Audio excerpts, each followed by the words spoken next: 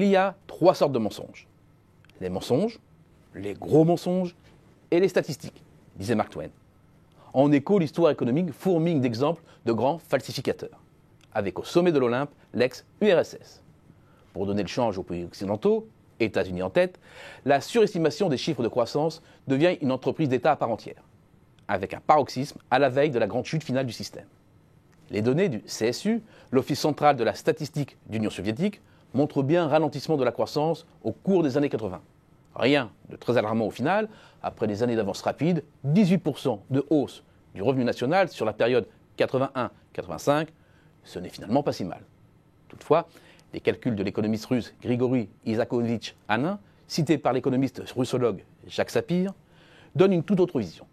L'inflexion est la même, mais pas les rythmes, avec en fin de période une croissance qui s'est réduite comme peau de chagrin.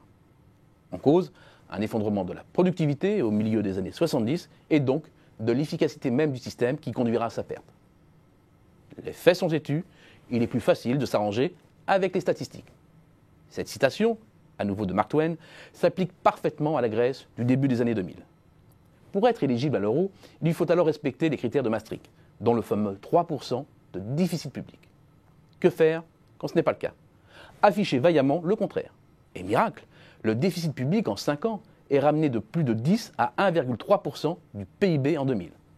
La Grèce rejoint la zone euro le 1er janvier 2001 et en très bon élève ne dépasse même jamais 2% de déficit public jusqu'en 2003.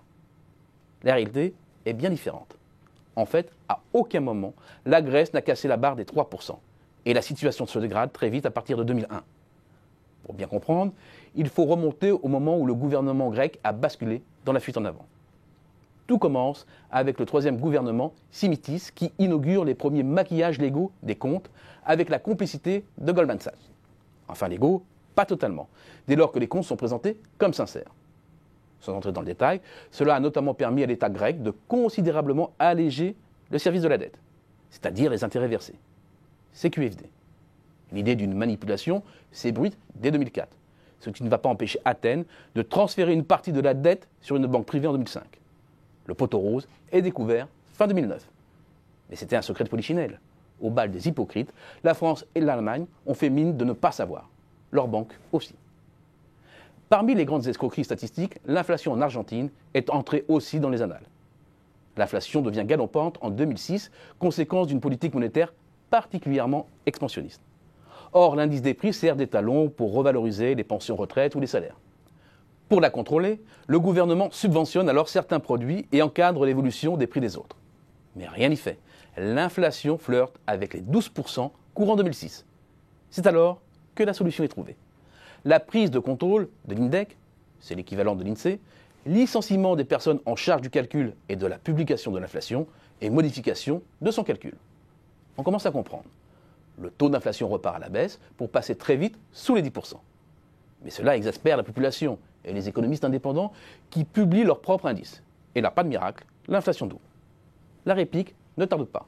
En février 2011, les économistes ou institutions publiant leur propre estimation de l'inflation sont menacés de sanctions financières, voire de peine de prison.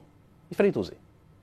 L'histoire prend fin quand le FMI menace à son tour l'Argentine d'exclusion de l'institution. Une première. Un nouvel indice des prix est calculé, et étrangement plus proche de l'officieux que de l'officiel. Quant à la France, reprenons une dernière fois les propos de Mark Twain. C'est beau d'être vertueux, mais apprendre aux autres à l'être, c'est encore plus beau et tellement plus facile.